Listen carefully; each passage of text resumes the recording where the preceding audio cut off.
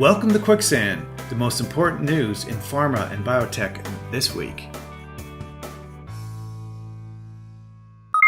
Martin Shkreli can be held responsible for $10.4 million in losses when he's sentenced for defrauding investors, meaning the man more commonly known as Pharma Bro could face more prison time than he initially expected. U.S. District Judge Kyo Matsumoto issued the ruling, saying it did not matter that investors eventually came out ahead since the amount of loss plays a significant role in federal sentencing guidelines. Shkreli is expected to be sentenced on March 9th. He has been in jail since his bail was revoked last September for putting a $5,000 bounty on a strand of Hillary Clinton's hair. Shkreli and his lawyers were hoping for a prison sentence of 16 months or less. With the decision, though, he could face up to 20 years. Shkreli was found guilty last August of 2 counts of securities fraud and 1 count of conspiracy to commit securities fraud related to the operations of MSMB Healthcare Fund. Investors, though, did not lose money since Shkreli partly repaid them with Retrofin stock.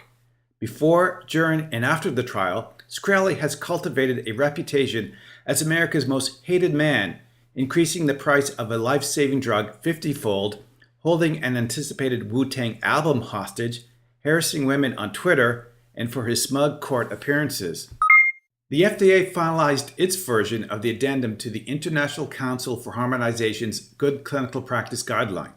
The addendum, referred to as E6R2 Good Clinical Practice, Integrated Addendum to E6R1, updates the previous version of the E6 guideline from 1996 and was adopted by the ICH Assembly in November 2016.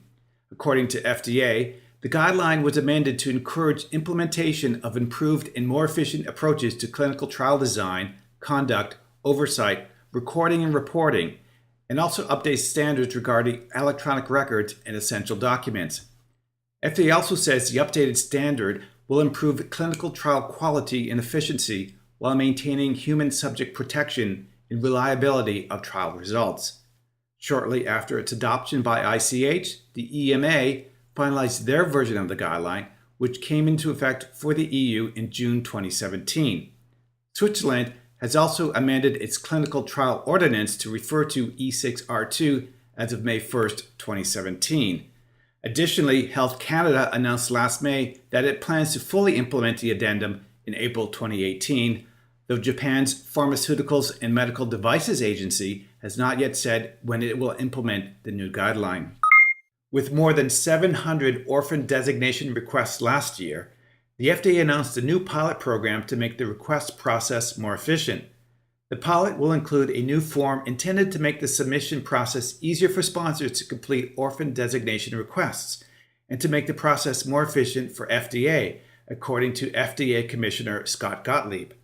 FDA also released an online tutorial to guide sponsors through the submission process. Gottlieb noted there is a new inter-center consult process to streamline and standardize communications.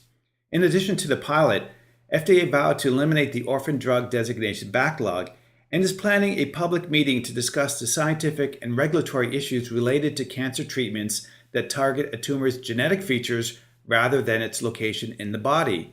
In a first, FDA in May granted such an approval to Merck's Keytruda for patients with a common biomarker rather than the location of the body where the tumor originated.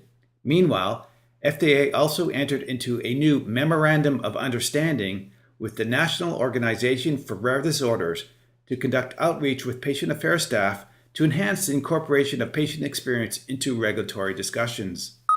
The European Medicines Agency has refined its reflection paper on the frailty of senior clinical trial participants after receiving feedback from regulators in the United States.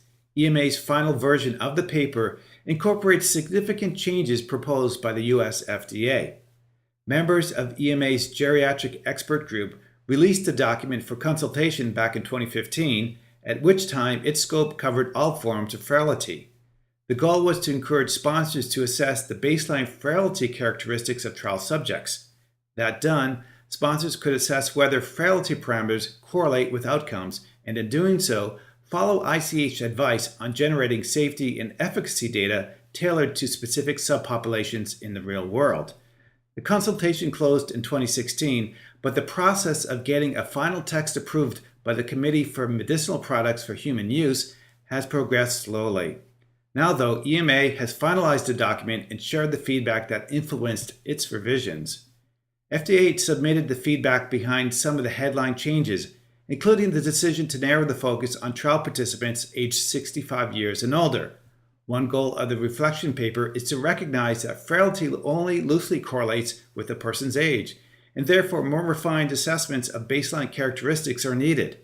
However, with FDA questioning whether other age groups need to undergo baseline frailty tests, EMA has limited the scope of the document to seniors. FDA also commented on the effect the reflection paper will have on investigators and participants in clinical trials. FDA noted each frailty assessment will take 10 to 15 minutes. If several frailty assessments are required, that could add significantly to the burden of subjects and sites, potentially deterring both from participating in studies. The final version takes these concerns into account. The European Medicines Agency has revised its clinical studies guideline for developing medicines intended for Alzheimer's disease treatment, encouraging industry to use biomarkers and backing their potential. As the biomarker field is evolving, the possibility to detect changes in progression in vivo opens new regulatory scenarios, including the possibility to intervene directly on the neuropathology before the appearance of symptoms, EMA said in the revised guideline. EMA's update follows on the heels of similar changes made to the US FDA guidance on developing drugs for the disease, including a revision of its previously stated position to consider a demonstrated effect on various biomarkers serving as the basis for an accelerated approval. A new section was added to the EMA guideline on the role and type of biomarkers in Alzheimer's disease clinical trials. It recommends separating biomarkers according to their potential context of use, such as diagnostics, enrichment, or prognostics. It cautions, however, biomarkers for the most part still require validation for many of these particular purposes, which falls outside the scope of the guidance. EMA said its new guideline also addresses the impact of additional diagnostic criteria, such as asymptomatic stages on clinical trial design, factors to consider with trial outcome parameters, as well as efficacy and safety considerations for designs and analyses. The revised guideline is set to come into effect September 1st.